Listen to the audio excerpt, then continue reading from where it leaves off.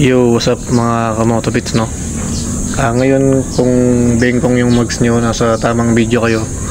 And ngayong araw papunta tayo sa Lakay Machine Shop. Kasi dun tayo nagpapagawa lagi pag nalulubak tayo. And kagabi nalubak tayo ng malala. And pag check ko kaninang umaga, sumisingaw yung gulong natin.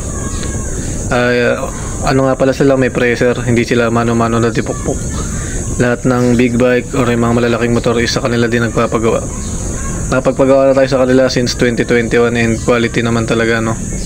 And punta tayo muna. Ito nga pala yung tsura ng mags ko, guys. Bengkong na bengkong. Siniksikan ko lang siya ng pampasak para medyo di sumingaw yung hangin.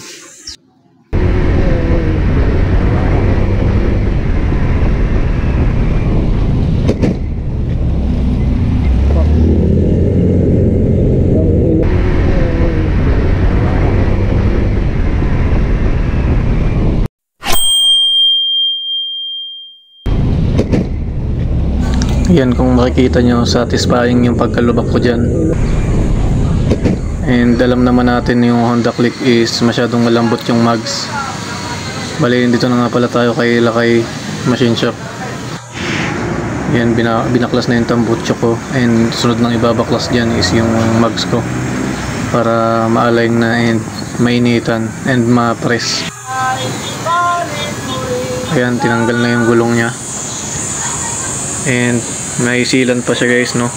Hindi na kayanayan ng sealant kasi masyadong malaki yung lubak. May itsura ng gulong natin, ng motor natin. Ito sinisimulan ng initan. Ayun yung maganda dito, marami siyang machine na gamit, mga special tools and heavy duty machines.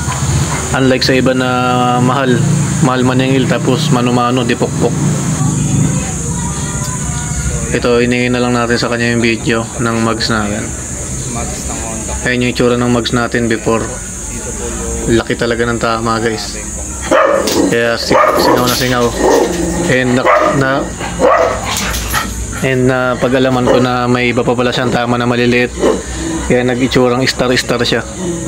Kahit gaano kalaki yung tama ay 700 pesos lang ipagawa. Ayan, iniinitan niya ng ng acetylene, no? Iniinitan niya ng acetylene. Ayan, bali sa page na natin siya nakuha. Ayan na siya pagtapos niyang i-align and painitan. Ganyan na yung takbo niya, guys. Align na ng ganda na. And medyo pigil dito yung takbo ng mags natin kasi hindi na nagrasahan yung bearing natin. Nawala na yung dalawang tama niya.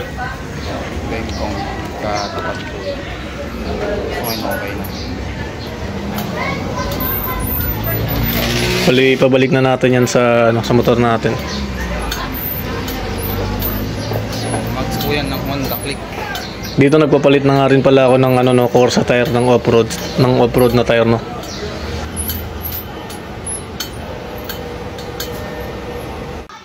Bali, ayun na nga pala siya after niyang machine shop. Bali, parang walang nangyari, original na ulit. Kinabitan ko na nga rin pala siya ng decals pag uwi para hindi nahalata yung ibang tama ng pintura. Huwag niyo na lang kalimutan mag-like and subscribe, guys, kung may nagustuhan niyo yung video. Bago nga pala ako bumalik dati dyan kay Lakay Machine Shop is naghanap muna ako ng ibang mas mura, no. Siyempre mas gusto natin yung mas nakakatipid tayo.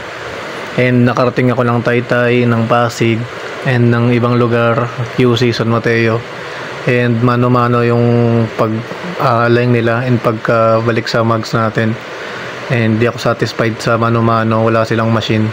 And yung singilan is same lang naman, 700. Kaya dito na lang ako.